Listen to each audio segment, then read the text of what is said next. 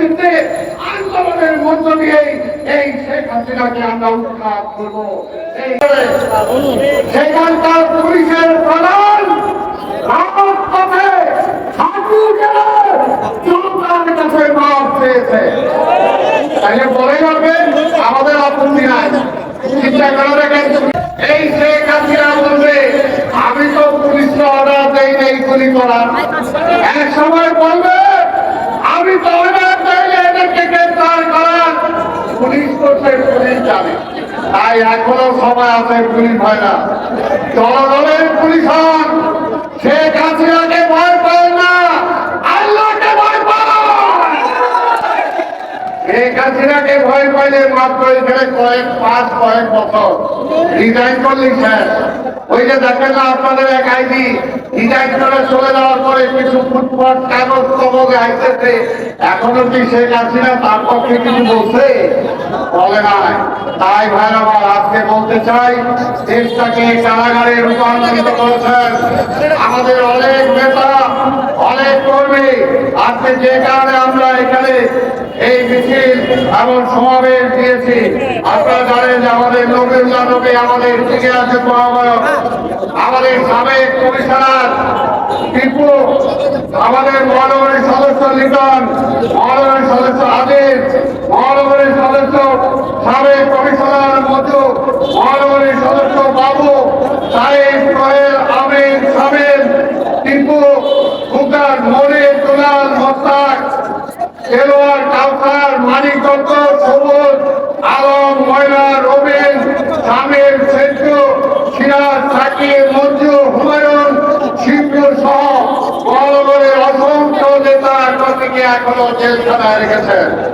আমাদের কেন্দ্রীয় নেতা বিএনপি যুগ্ম মহাসচিব হাবিবুল খান সোহেল, এই দক্ষিণের সাবেক সভাপতি, তাকে আপনারা জেলে রাখছেন। আমাদের যুব দলের সভাপতি সুলতান সালাউদ্দিন টুকু, যুদ্ধ দলের সাবেক সভাপতি নীরব এবং স্বেচ্ছাসেবক দলের সাবেক সভাপতি জুয়েল এবং মহানগরীর নেতা সাবেক ছাত্র দলের সাধারণ সম্পাদক হাবিবুর রশিদ হাবিব সহ আজকে অনেককেই কারাগারে রেখেছেন। এই সমস্ত কারাগারের কি বিএনপি নেতা কর্মীরা ভয় পায়? ভয় পায় না। এই যে আমার সামনে আছে মহানগরীর সদস্য সচিব রফিকুল আলম মঞ্জু, 1 বছরের মতো তাকে কারাগারে রেখেছিলেন, ওর কি ভয় পাইছে? এই যে আমার ডান দিকে আছে ঢাকা মহানগরের ভারপ্রাপ্ত সদস্য সচিবের দায়িত্ব দিয়েছিলাম এই তানভীর আহমেদ রবিনকে, তাকেও জেলখানায় এনেছিলেন। আপনি কি ভয় পাইছে? আমাদের সকল নেতা কত দলের কথা বলবো, সবাইকে জেলে নিয়েছেন, আমরা জেল ভয় পাই না। আমি বক্তব্য দেব না, শুধু এটাই বলতে চাই, আমাদের মা, আজকের মা দিবস আপনারা জানেন, আগামী 2 দিন পরে সারা বিশ্বে মা দিবস। আমার মাকে আজকে জেলে রেখেছেন, আর কোন অপরাধ 2 কোটি টাকা বিদেশ থেকে, তাও চ্যারিটি ফান্ডে আসছিল, সেই টাকা এখন 6 কোটি টাকার উপর হয়েছে, ব্যাংকে জমা আছে।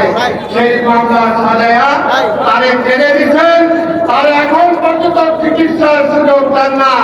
আজকে পুলিশদেরকে বলবো, বিচার বিভাগকে বলবো, আপনাদের আওয়ামী লীগের নেতা সাবেক মন্ত্রী, এই পুলিশের সাবেক মন্ত্রী, স্বরাষ্ট্রমন্ত্রী কথা আলমগীর একটা ব্যাংক কিনেছিল শেখ হাসিনা থেকে। ওই ব্যাংকে আমাদের এই পরিবেশের উপরে যে বাইরের থেকে টাকা আছে, সেই টাকা সেই ব্যাংকে ট্রান্সফার করছিলেন। ওই ব্যাংক তো খেয়ে ফেলাইছে, টাকাও খেয়ে ফেলাইছে। আজকে মাথা আলমগীরে ধরেন না কেন? বলেন আইনের শাসন আছে, মাথা আলমগীরে ধরেন না কেন? আজকে ন্যাশনাল ব্যাংক আর ওই আওয়ামী লীগের ধর্মের সাথে একজন যে আজকে এত টাকা লোন দিচ্ছে, এত টাকা করতে ব্যবসাও লাগে না, তৃতীয় লাগে না, তার চেয়ে বেশি টাকা দিচ্ছেন, আজকে তাকে কেন ধরেন না? আজকে যারা ব্যাংক খেয়ে ফেললো পরিচালক, সেই ব্যাংকের আজকে তাদেরকে কেন জেলখানায় নিচ্ছেন না? তারা কি পার্সেন্টেজ দেয়? পার্সেন্টেজ দেয়? আজকে তাই ভাইয়ের আমার এই দেশকে যদি রক্ষা করতে হয়, এই যে অর্থনীতিকে যদি রক্ষা করতে হয়, বাংলাদেশ ব্যাংকে সাংবাদিকদের ঢুকতে দেন না। কেন ঢুকতে দেন না? ওইখানে গেলে বাংলাদেশ ব্যাংক থেকে কি পাচার করছে সব খবর তারা যাই না যাবে, এই জন্য সাংবাদিকদের ঢুকতে দেন না।